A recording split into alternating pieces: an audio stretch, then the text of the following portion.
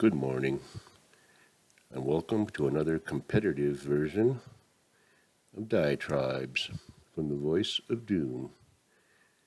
And now here's your unfettered and unhinged host, Voice of Doom.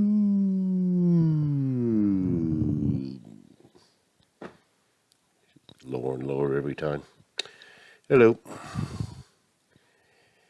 I'm back with more crap. My main subject today was going to be the so-called Olympics and my feelings on that, give you a little historical background and give you a little bit of trivia and my own opinions, because I said months ago that to have the Winter Games in Beijing is absurd, and yet it seems to be still happening. I'll get into the politics later. I did want to have a little preface about a couple of things in the news. And when you watch the news, sometimes these people get tired of talking to each other, same old people, being aghast and being indignant about the state of affairs, but really not that angry. Just keep their jobs going, keep enough news so that they have something to talk about. But once in a while, they have on an ordinary, regular person. They're not a tout, they're not an announcer, they don't have a very professional voice, and they're nervous because it's the first time they've been on national TV. And they may be passionate about what they're going to say, but, you can feel the nervousness because they're not used to that. So I saw one of those today. And it was in regard to the dictator of New York City laying down some draconian rules about who's going to get shots and who's not. And as far as he's concerned, everybody is going to get them, on down to the 5-year-old child. And they damn well better get him by December 27th. Now his term is up probably mid-January, so he's trying to get as much done as he can, as much good things as he possibly can before he leaves. So he's going to make sure his whole city is vaccinated, which is all good. Now, in order to enforce these edicts, the people have to be the police. They had to police themselves. Now, I know that from 2020. Everybody knows it, especially if you worked in a casino. We had to tell customers to put their mask on if they weren't drinking or smoking. Makes a lot of sense. Because the health department was coming through every 5 minutes. And they said they'd shut us down if they found people not wearing their masks all the time. So we had to police, but now we're policing about a piece of paper that says you had certain shots. So now that could get very confusing because, like I said, you need a ID card, magnetic chip, or whatever, that records everything you've done, especially shots. And then they can just scan it and go, yes, put it in the slot, and it says green, and you can go eat now. So that will be much better if they listen to me. But this lady, sometimes you see or hear the news, and sometimes you feel the news, and it's when the ordinary people get on stage that you feel the news, because she was kind of despairing because just after they're trying to bounce back from 2020, he lays down these draconian rules, which means she has to police people at the door. And she's going to say business is going to suck because nobody's going to want to have to show their papers, even in New York City, where they're already Nazis. And then you have the looting. And you have rampant crime, so you don't know when somebody's just going to come into the restaurant and maybe take everything and rob all the people. It's like Stagecoach, Wild West stuff. But I could hear the despair, and I can see how if this de Blasio fiasco is actually upheld, then the rest of the country will follow suit, and we will have a police state, a medical, industrial complex state. But now I'll get into the Olympics. I just wanted to put that in there. I mean, my solution to the crime and everything else is very simple. And the edicts. And it's draconian, it's just nobody's going to do it. But my answer to Los Angeles, San Francisco, and NYC, where people are just rampantly stripping away other people's goods with impunity, such as the Vandals and the Goths did to Rome before it fell, or during its fall, is close down everything. I think everybody in those cities should close their businesses all at once in one day, all of them. Gas stations, restaurants, bodegas, office buildings, insurance companies, everything. Glass blowing companies, I don't care what, factories, everything closed, everything, all at once. And that's when Lilliput shrugs, and that's when the government takes notice that they went too far. You just close everything down, every single shop. All the surfboard shops in Santa Monica, all the pubs in San Francisco, the Embarcadero, close it all down, all of it. Fisherman's Wharf, everything done, closed. That would send a message. The Olympics, okay. First Olympic Games were actually in 17th century England, believe it or not. This is a little factoid. The 5 rings are linked. The 5 continents are linked, and that's very Buddhistic, because there's an interrelationship between life and all phenomena. So obviously all the continents are linked. Now, whether or not they're blowing each other up or at each other's throats, that's another matter, but they are linked. The colors are due to, each color is found in every flag in the planet. So we need our flags. We need nations and nationalism. Do not try to compete on your own as an individual. You must represent a flag. Unless you're Russia, you can't do that now. I understand it's kind of weird. I don't know if most people realize this, but in 2020, I don't even have it written down. I'll try to remember it. In 2020, they told Russia that that the athletes could not compete under the Russian flag or have the name Russia on any of their uniforms because of this doping business, which is another issue.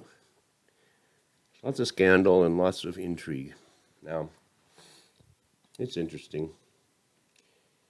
Boycotts. There's been many boycotts.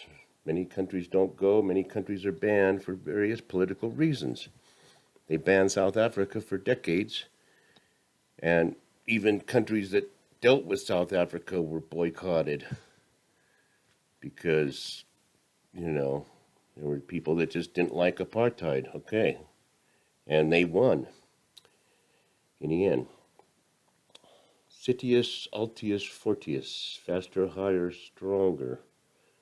That's a good motto. We'll all try to be faster, higher, and stronger.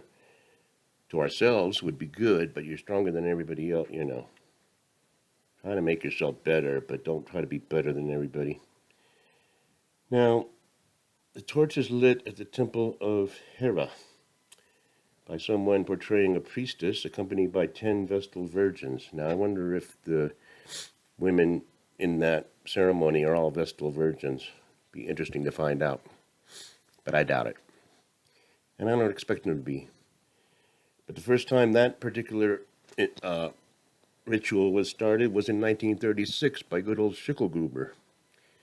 And he was very much into rituals and things, the occult. 1936 was a very interesting Olympics, and it's kind of parallel to what we're going to experience in 2022. a very bad country hosts the Olympics and they try to put on a good face, and they do kind of put on a good face. And they fooled everybody, didn't they? But then there's always race involved too. Now 36, Jesse Owens. Big hero. Bigger than Schickel. And Schickel didn't like that at all because it went against everything he stood for, but, he had to put on a good front. He just simply ignored him. But Jesse Owens was big. They didn't give a crap what color he was. He was the fastest guy on earth, so they gave him props. 1936. They weren't going, white power. They were going black power in 1968 in Mexico City. And they held up the Black Panther fist when they got their medals, two guys of color. And they were stripped of their medals, and they were stripped of their ability to compete. Do you see how different things were? 1968. Assassinations all over the place. People in the street rioting about Vietnam.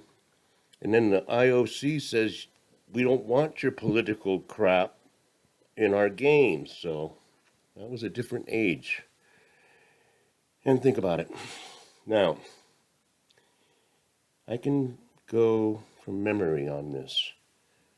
I didn't watch Mexico City. I was about 9. I didn't care. I didn't watch sports. And it was a black and white TV, and my uncles had it on, and it's like all fuzzy, and, didn't really care. 72 I did, because I was a little older, and I took an interest in the Olympic Games. And it was probably the best Olympic Games in history, even though it was the bloodiest and the worst, because it was interesting, and people were still amateurs back then. And it was very interesting. They would do documentaries on athletes who were male men, and then in their spare time they're running the marathon. And this was back in the days when only a few people even ran marathons, because people didn't find out that anybody can do it if you put your mind to it. It was considered special if you could run 26 miles. So let's get into the cavalcade of chaos of 1972. Okay, first of all, you had Frank Shorter was the champion of the marathon, but there was an imposter that ran out of the tunnel right before him to go through the wire. And it was a big mess. That was weird. There's all kinds of little episodes throughout history like that, but more things started to happen. What else happened? There was another political upheaval. I think the guys they weren't kneeling, but they weren't paying any respect to the national anthem, and they were people of color, and so they were stripped of their medals. That was considered the worst scandal of the thing until there was a basketball game that kind of was like the Democratic Party. It's like, we're going to keep on cheating until we win. It was a fiasco. It was the Soviet Union against America. And America was beating them handily, and the referees figured out a way to keep setting the clock back until the Russians won, and it was an absolute mess. And it's still a mess. Probably still people pissed about that. So that was the worst scandal until the PLO took over the Israeli compound and kidnapped a bunch of wrestlers.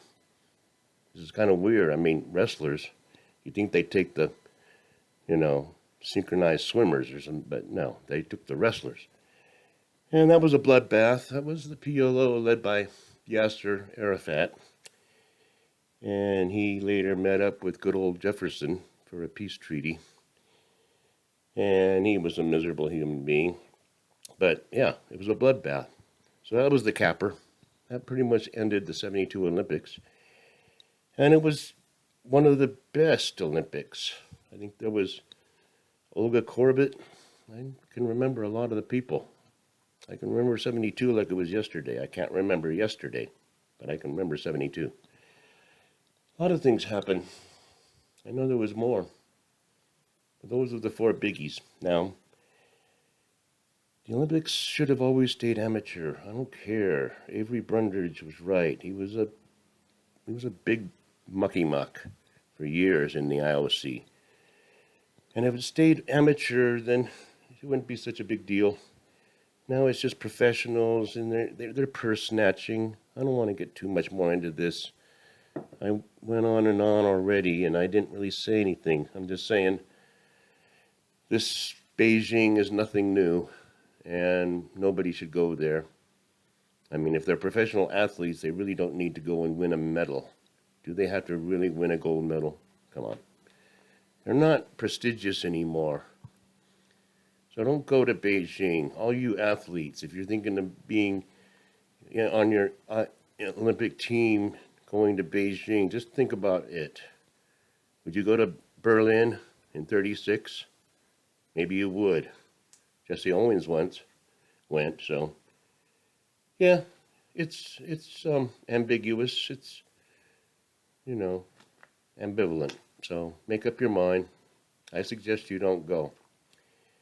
And then China can boycott the next used to be America Olympics, which probably won't happen because this will probably be the last one. And I'll leave it at that. It's over 16 minutes, too long. Enjoy the rest of the day and be a sport about it. Bye.